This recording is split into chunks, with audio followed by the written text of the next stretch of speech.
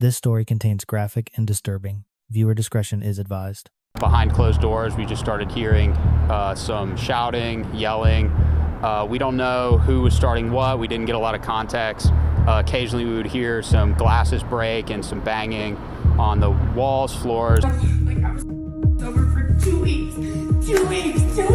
And now why am I not sober? Because of you. I can't feel my arm. My boyfriend is... What is the address? Baby, I'm so sorry. What's his name? Christian, relax. Apologies for being absolutely covered in blood.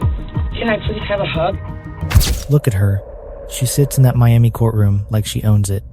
Calm, polished, perfectly styled. She does not look like a killer. She looks like a victim. But do not let that fool you. This composure is not innocence. It is a mask. And behind that mask is a brutal reality that took 3 years to uncover. Her back is straight. Her shoulders remain relaxed. She does not scan the room. She does not glance toward the judge. She does not look at the gallery. This is not the posture of someone bracing for the unknown. It is the posture of someone who believes the worst is already behind her. For nearly 3 years, she played the system. Delays, legal tricks, strategy sessions designed to paint her as a helpless girl.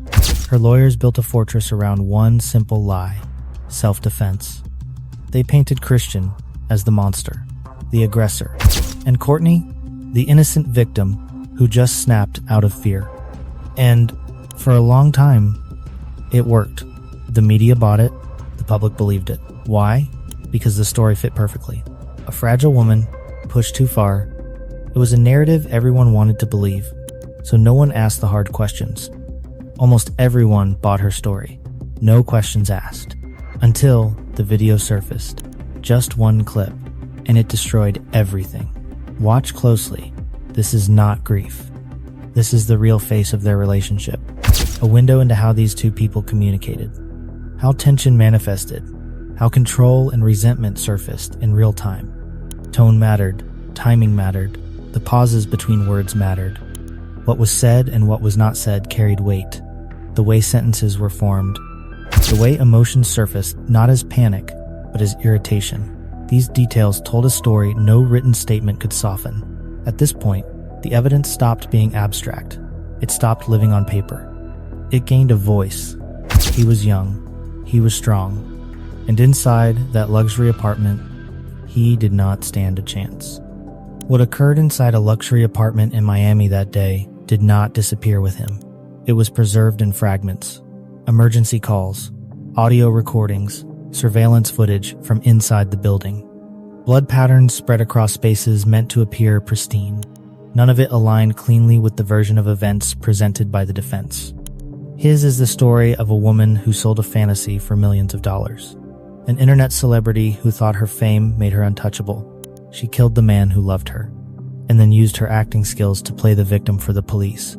And if this story feels familiar, that familiarity is precisely the reason it demands closer attention. Because what happened that night challenges how people interpret abuse, how public image shapes belief, and how digital evidence can dismantle a carefully maintained illusion. Before that day, her life appeared curated to perfection. A Miami penthouse with panoramic views, designer clothing, expensive jewelry, travel documented in real time, restaurants chosen for atmosphere as much as food, thousands of followers watching her every move, reacting to every post, reinforcing a persona built on desirability and control. And she earned millions doing it. When she dialed 911, she was ready. The blood on her skin, a prop. The tears, a performance. She knew exactly what to say to sound like a terrified girl. She was not calling for help. She was setting the stage. The performance mattered, and she believed she knew how to deliver it. She apologized to Christian. She cried. She begged for help. He gasped, "I am dying. I cannot feel my arm." His last words. And then the call ended. The recording spread rapidly. My arm. I can't feel my arm. What, ma'am? But my boyfriend is... Ma'am, what is the address? Baby, I'm so sorry. News outlets replayed it. Social media most people accepted it as proof of trauma.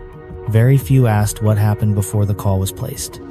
Very few questioned the timing. Only 20% of such killings by women, she flipped the script. It was the case of a woman who believed that appearance, money, and a rehearsed victim narrative could shape reality itself. From this point forward, the facts begin to speak without restraint. What's his name? Christian, relax. To understand how Courtney Clenney reached this moment, it is necessary to go back before Miami, before the knife, before 911. Back to the point where image and leverage first became tools rather than byproducts. Courtney did not grow up in poverty. She had a normal life in Texas. No trauma, no excuses, but she learned one lesson very early. Pretty girls get away with things. And she was very, very pretty. But early on, she noticed something that would quietly shape her worldview. People treated her differently because of how she looked. Teachers were more forgiving. Strangers were more accommodating. Attention came easily. Doors opened faster. Consequences softened quicker. Modeling became her first step into that reality. Social media expanded it exponentially. With each passing year, her following grew, and with it grew her sense of influence. Likes became leverage. Attention turned into income.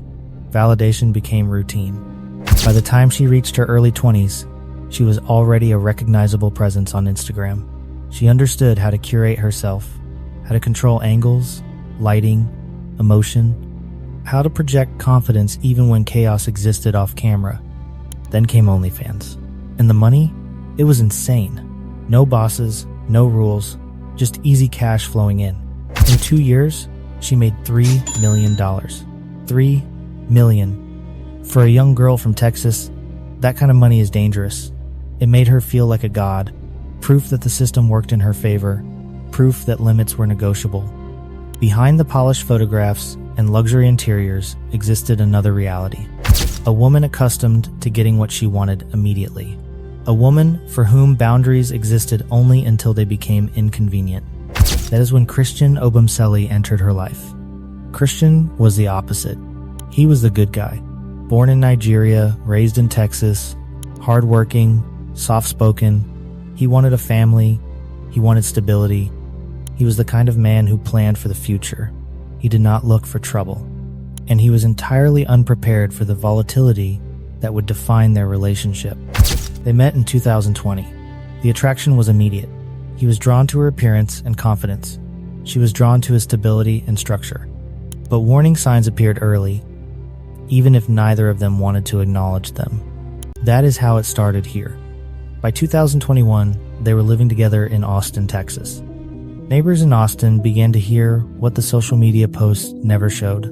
Raised voices late at night, arguments that did not sound playful or fleeting, objects hitting walls, doors slamming hard enough to rattle frames.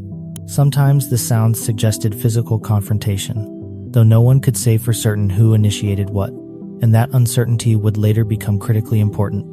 Christian remained largely silent. He did not call the police. He did not file reports. He did not turn to family for help.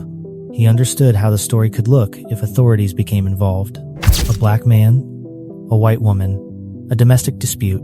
He knew how easily his version of events could be dismissed or reframed.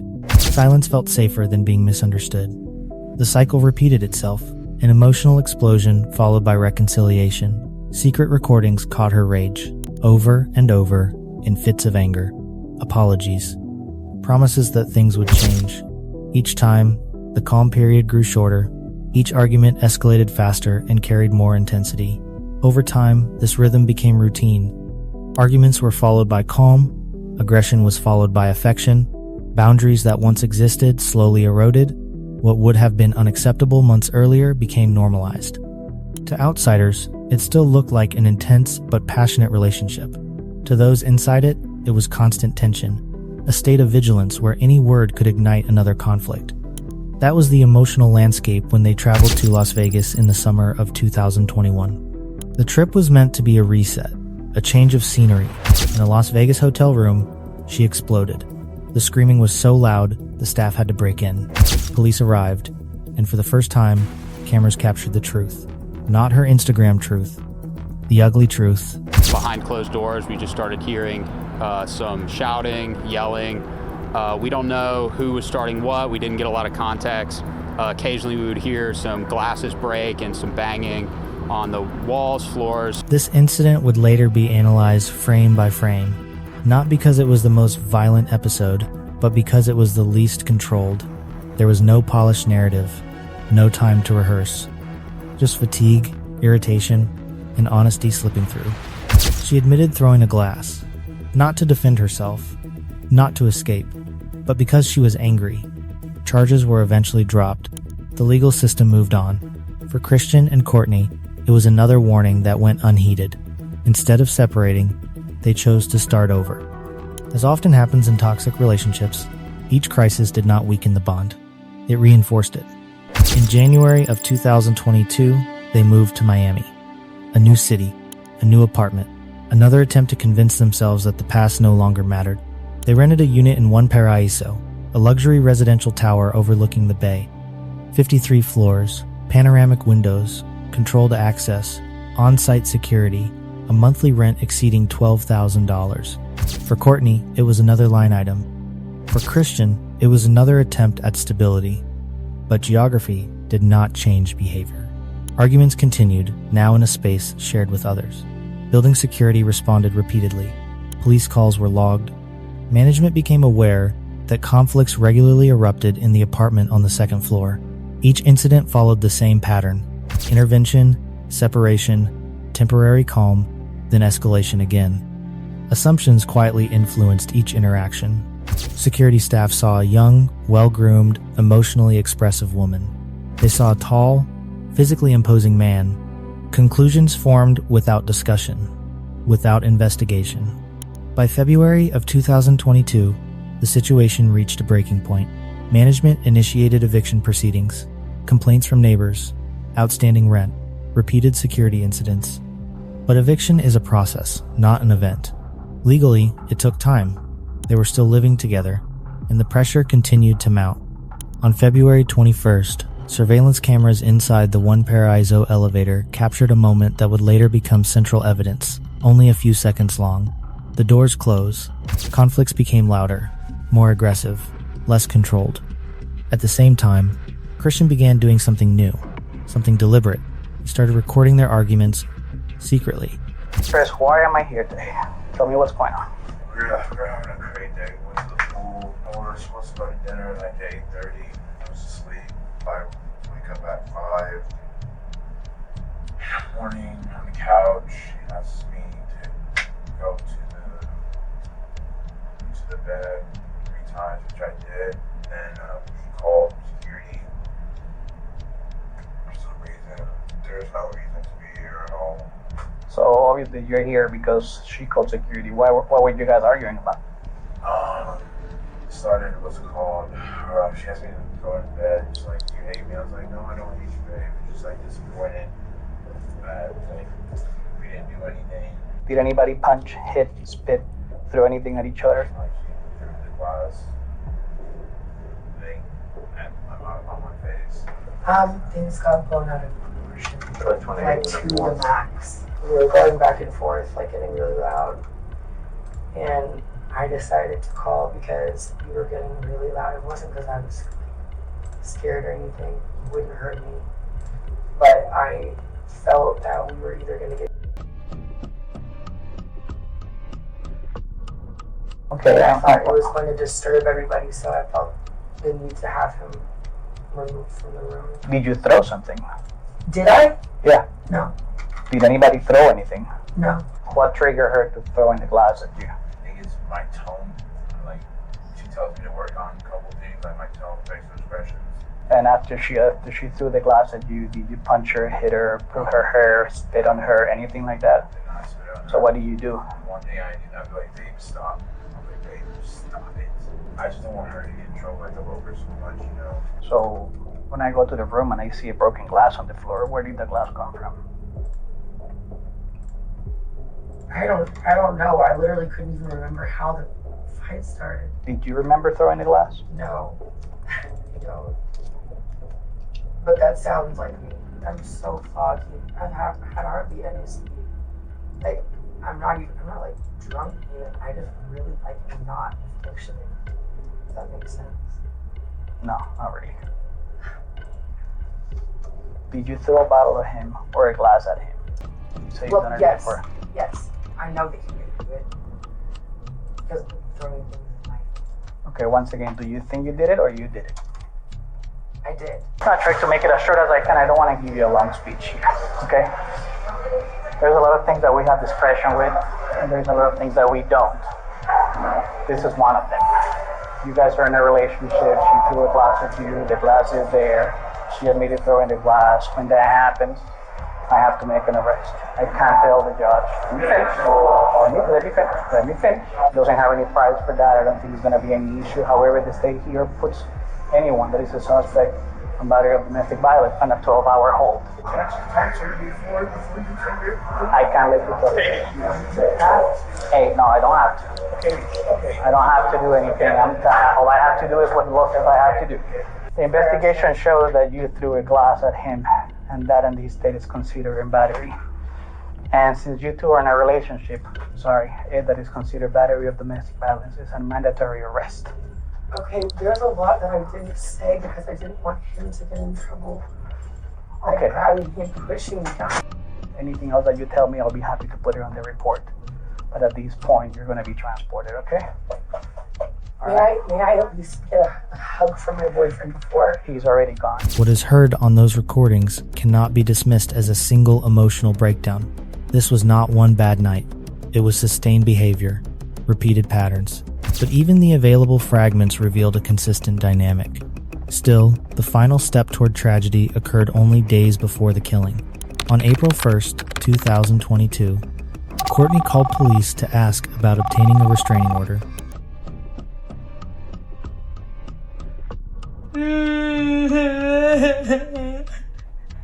Hey, let me help you. You know damn well the right thing to do is to tell me. Yes, and I am so sorry. Let me. You're not gonna slap me on. Give me my phone. You have your phone. I don't have it anymore. Find it. Charge it. Why? Find it and charge it. I'm sorry, Courtney. I don't care. Find it and charge it. Okay, just stop. Don't talk to me. God, man. Yeah, man. Oh, man. Because I'm telling you, I'm sorry. It's my heart. Find my phone and charge it. I need to find it because I have to go meet her again. So to go out? No. Please. Shut up. You went to go talk to her without talking. I didn't go to go. Yes, you did. You always want to. Courtney, I was on. He literally told me about it. Now he's like, damn. What are you doing? Yeah, son. I didn't go to talk to. I was going on a bike ride. Like, what the? Get off of me. Me coming to talk to. I'm just gonna make you act like this? You literally talked to her without telling me. Courtney, I was on a bike ride and she passed me and I said hi. You and Courtney are having a live chat. My bad, I forgot to tell you that. That doesn't make you to act and call me a. You're. Yes, thank you. Coming from Jordan, thank you. I want you to get away from me. She mentioned her mother, who would soon fly in from Texas to help handle the situation. Later testimony would suggest this was not about reconciliation. It was about removal.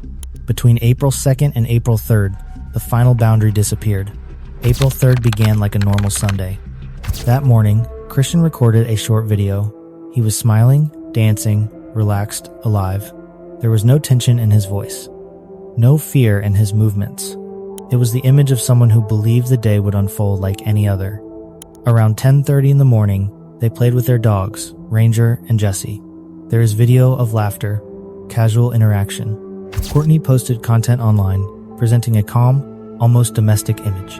Around 11:30, Christian left the apartment on his bicycle to get food from a nearby Subway. Text messages show no conflict. He returned around noon. What triggered the final argument was never definitively established. Courtney later claimed it began over a phone location setting, a small issue that, in the context of their relationship, carried outsized weight. Words escalated quickly. Investigators determined the fatal injury occurred between 4:43 and 4:57 in the afternoon. The 911 call came at 4:57. During those 14 minutes, Courtney did not call for help. She called her mother first. 14 minutes. She did not attempt life-saving measures. Not paramedics. Not police. When officers arrived at 1 Paraiso, the scene was chaotic. Blood was visible in the elevator, the hallway, and near the apartment entrance. What? My boyfriend. I am on and he doesn't pay any rent. I don't care. I'll hold it down. I broke up with him a week ago. I had my mom fly out to me. She stayed with me for a week. She had to like get him out, and he kept sleeping in the elevator room inside of my like extra couch. I stayed in my apartment all day. I didn't take my dogs out for like 8 hours because I was afraid that when I came down here, I was gonna be down.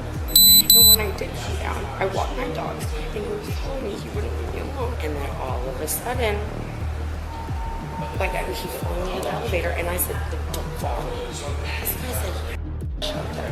When I was upstairs, and they shoved her on my door, I said, "I shoved him." I said, "Show me the video." Like I really got angry because that did not happen. I am. Right now, like, I have not always been a victim, but, like, right now, I'm a freaking victim in the situation. I'm scared to go downstairs and walk my dogs. I just walked him, and I told him, you don't have a chance, and now, all of a sudden, this is all happening. So what do you want to say? I want a restraining order against Christian Obumseli. Both Courtney and Christian were initially placed in handcuffs. This was standard protocol. Officers did not yet know who the aggressor was. Once it became clear Christian required immediate medical attention, the cuffs were removed and paramedics intervened.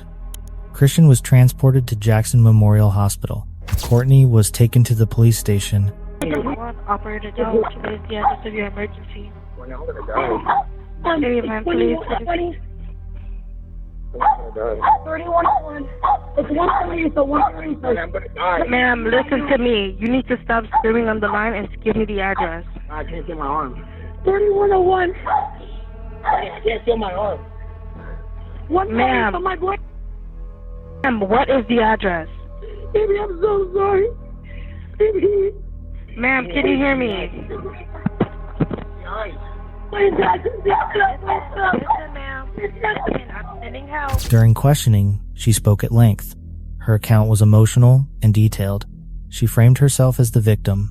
She talked about the future, about the dogs, about a house they supposedly planned to buy. She said she did not believe Christian could be seriously injured.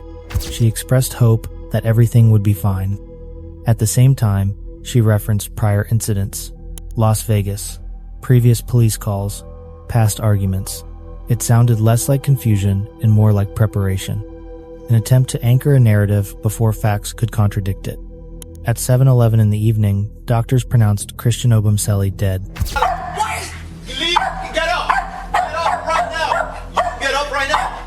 Keep him upright. I just want to keep him upright. Get up right now, mommy.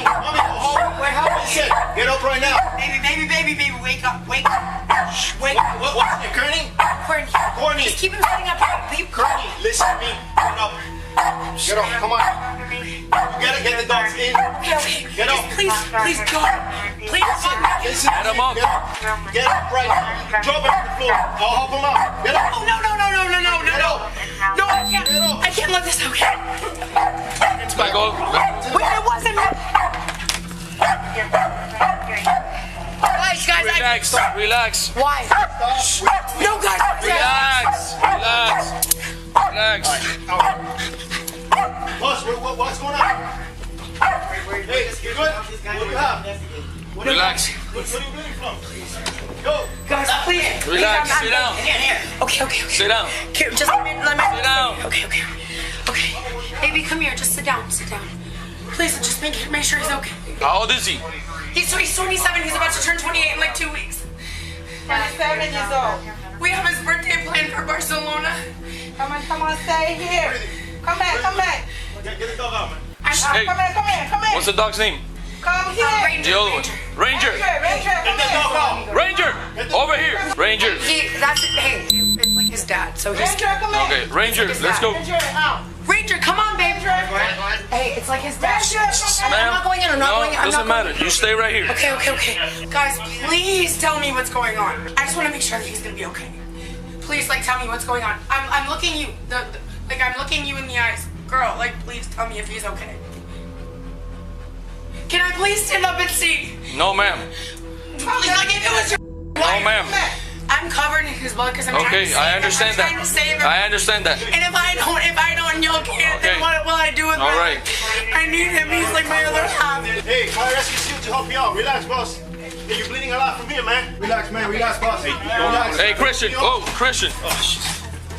Come on, guys. Is he under arrest? Yo. We don't know what we have, but he has to go somewhere. No, but he started moving, so we don't know if. Let me make some room for the stretch and all this stuff. That's right. The first officers to respond had actually handcuffed Christian as well as Courtney, not knowing who the aggressor was. We gotta take these cuffs off. Yeah, we need the cuffs. We get these cuffs off. You don't have I mean, you have the key? I have the key, yeah, but I didn't want him fighting. So. No, we need to save him. I understand that. By that point, investigators were already moving in a different direction. Scene analysis did not support Courtney's account. The angle of the wound, the depth, the materials gathered from the months leading up to the killing, audio recordings, surveillance footage, documented incidents. Together, they revealed a pattern that contradicted the image presented to the public. Despite this, Courtney was not arrested immediately. She kept earning $40,000 after his death. From her online fans, for 4 months, investigators continued building the case. During that time, she traveled to Hawaii and entered a rehabilitation facility.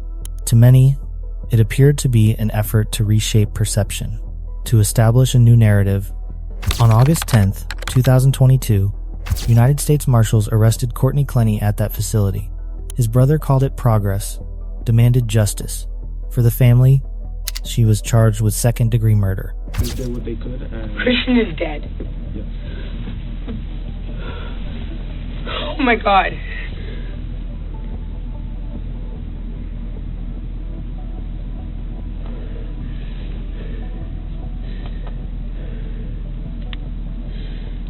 This is not real, right? Okay. No, it's not.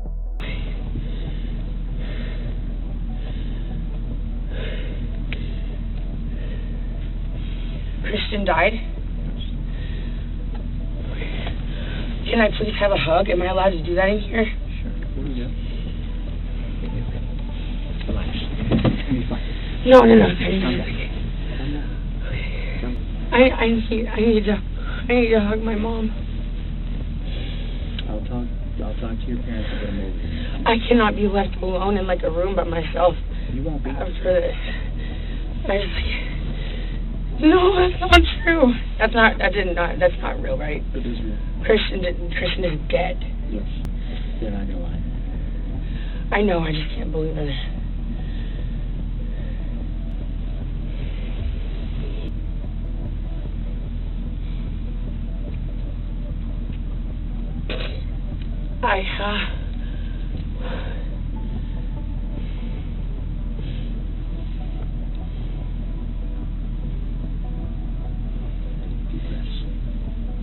Take deep breaths. I've been crying so much, Don't. and I just can't even cry right now.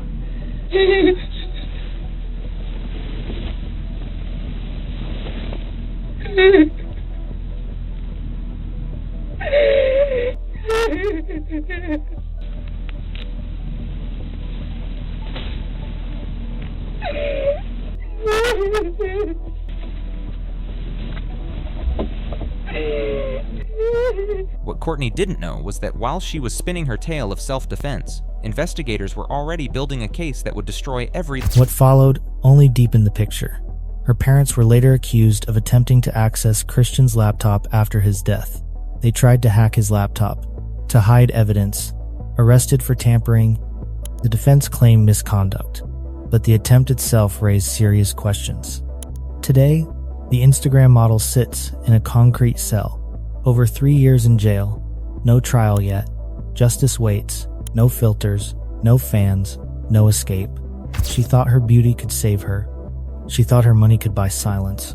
She was wrong. The videos do not lie, the audio does not lie, and the blood on the floor tells the only story that matters. Justice is coming. Charging 26-year-old Courtney Taylor Clenney with 1 count of second-degree murder in Christian's death. His family sued her for wrongful death, over $50,000, for his pain and loss. This story proves that evil does not always look like a monster. Sometimes it hides behind a pretty face and a polished Instagram feed. The scariest part isn't just the violence, but how easily the world believes a lie when it comes wrapped in beauty and tears. Now, tell us honestly, what made you angrier in this story? The cold-blooded stabbing? Be honest with yourself. If Christian was the survivor, would he have been given 4 months of freedom, or would he be in handcuffs that same night? And regarding her parents, is trying to hack a dead man's laptop an act of parental love, or does that make them just as guilty as she is? Do you have similar stories? Share them in the comments. Let's talk about this together. If this story touched you, subscribe so you don't miss the next case, which will shock you even more. May Christian Obumseli rest in peace. The Bible says, "Charm is deceitful, and beauty is vain. But he that speaketh lies shall not escape." Take this as a warning. Never let a beautiful exterior blind you to a rotten soul, because a mask can only hide the truth for so long. Now look at the screen. You see the next videos we prepared for you. Trust me, the next story exposes an injustice even deeper than this one. So we don't say goodbye. May God bless you, and see you there.